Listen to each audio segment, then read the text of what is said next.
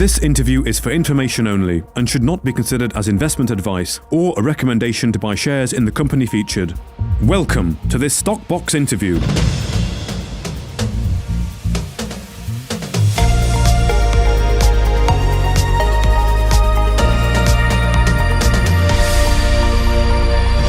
Joining us today is Greg Pendura, the President, CEO and Chairman of Mineworx, who are listed on the TSX, the OTCQB and the Frankfurt exchanges.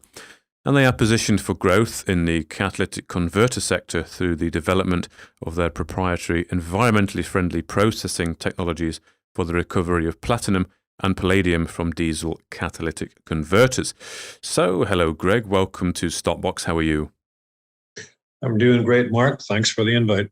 No, it's great to be talking to you. For Stockbox, it's a little bit different talking about platinum and palladium. For sure, we talk a lot to mining companies, but never any company involved in platinum and palladium, and certainly not in the recycling from catalytic converters. So I understand the company used to be a mining company, but really you're transitioning now and focusing on clean innovation technology. Is that right?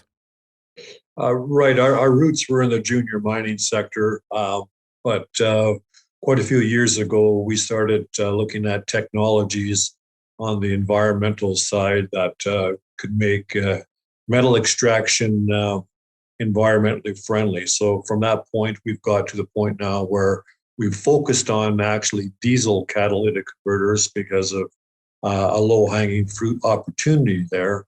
And we're about to go into the pre-commercialization stage at the present time. Okay, so you mentioned diesel catalytic converters being the low-hanging fruit. Why is that? Well, it's the silicon carbide is problematic for smelters. Up until now, the only commercially viable way of extracting the platinum and palladium from catalytic converters was through smelters. Mm-hmm. But with the advent of new technologies with diesel catalytic converters, it's a processing issue for smelters, and they're beginning now to refuse to accept diesel catalytic converters because of this. So that leaves the low-hanging fruit. There's an enormous amount of diesel catalytic converters available globally, and there's really not a home for them. They're going to be stockpiled, or else they're going to end up going into landfills. Really? Okay, so that's the situation then. And of course, is the platinum and palladium that's in the catalytic converters that really gives them their value, isn't it? We hear a lot about people stealing these things from the back of cars, presumably to take out those precious metals. Yeah, there's that is the value. I mean, they're about $1,000 and $2,000 an ounce, respectively. So there is a significant value. There is some piracy going on there. That's really a backyard market. It's getting more difficult to do that because of how they're putting restrictions on where these converters are coming from. So it's more difficult to do that now than it was before. Okay, so what can you tell us then about your specific technology that you've got? What have you got that gives you the edge? Well, what we will have is basically what we do. Just in a very general term, is that the catalytic converter comes in, which basically looks like a muffler for people that don't know that. You cut the heart of that out or decan it. And this honeycomb material is what's coated with platinum and palladium. And that's what causes the chemical reaction, if you like, to reduce the toxins from the emissions of the vehicle. And so we take out that honeycomb. It's grinded, it's separated into basically a fine powder. We put that fine powder into our chemical process, which we are able to recover the platinum and the palladium from the powder, put it into the solution, and then we're able to extract the metals from the solution into solid form again by basically electrowinning process, and we can refine that into basically 100% pure platinum and palladium. Okay. And your technology then, is this something you have patents on or IP over? We do not have a patent on it. It's proprietary technology. The both the chemistry side and the process side that's where the proprietary information is involved, and we'd rather not put a patent on it. We'd rather keep it this way for strategic reasons. Okay. And in terms of then where you're going to be sourcing the catalytic converters from, you say there's quite a large stockpile, is there?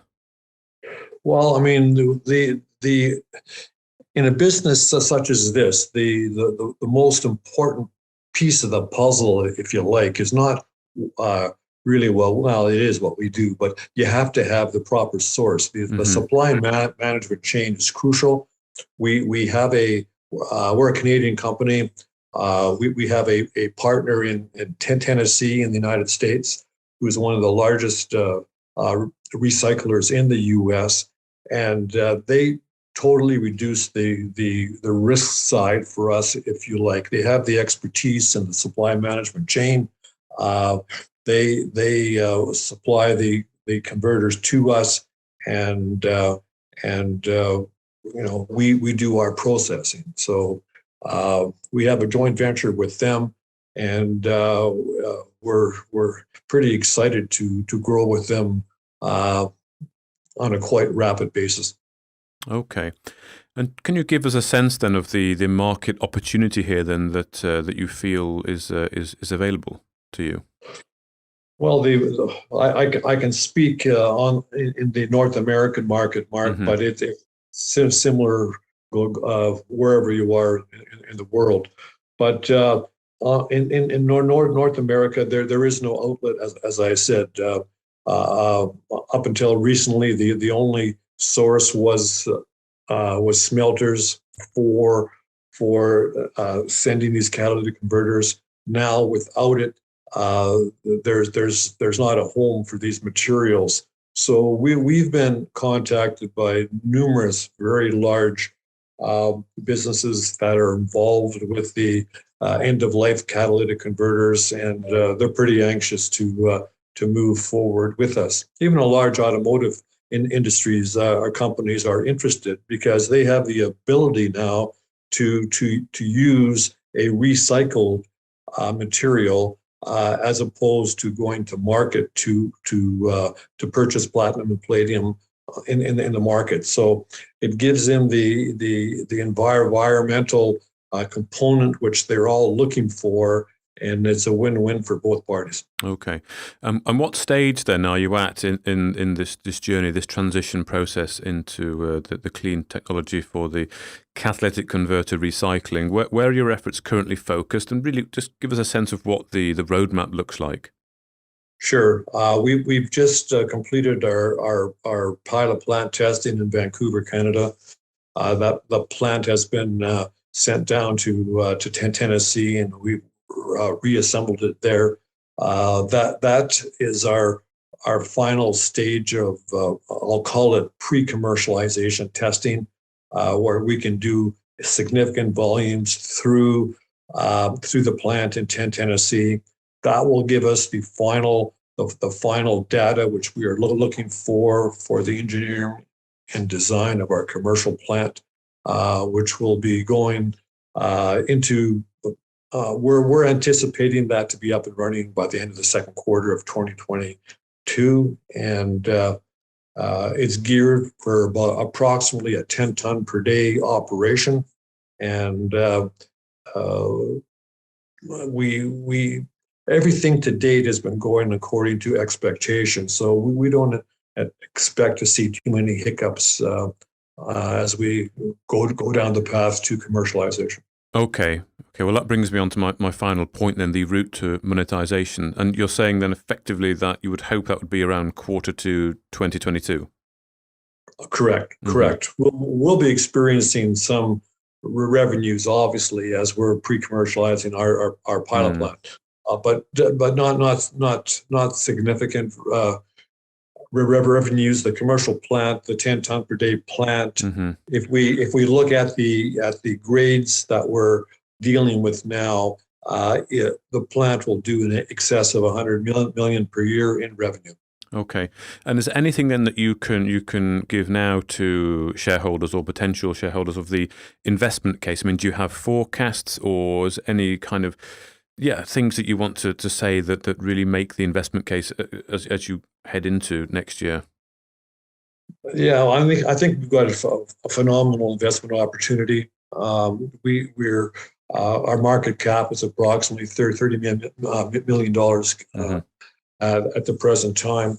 As soon as we prove the concept of what we're doing, obviously there's going to be a significant appreciation on the share price. But we have an opportunity here where we can have a significant impact on the carbon footprint in the environment. With what we're doing, we can have the ability to bring recycled platinum or palladium back into the marketplace, as opposed to doing the traditional mining Mm-hmm. way of recovering platinum and palladium, which that in itself leaves a significant footprint on the environment. So from an economic point of view, the plant with the excess of 100 million will be exceeding our margins of 20%.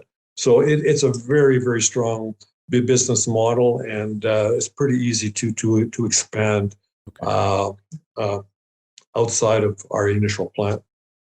Well, it certainly sounds like 2022, at least the early part, could be transformational time in the company's history.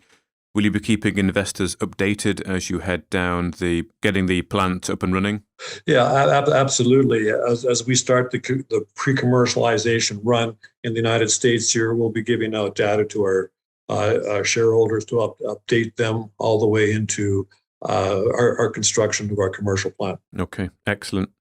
Well, Greg Pendura, the President, CEO, and Chairman of Mineworx, thank you very much for your time today, just telling us a little bit about the company and what you're all about. Thanks, Mark. It was good talking to you. If you enjoyed this interview, then give us a thumbs up, a like, or a retweet.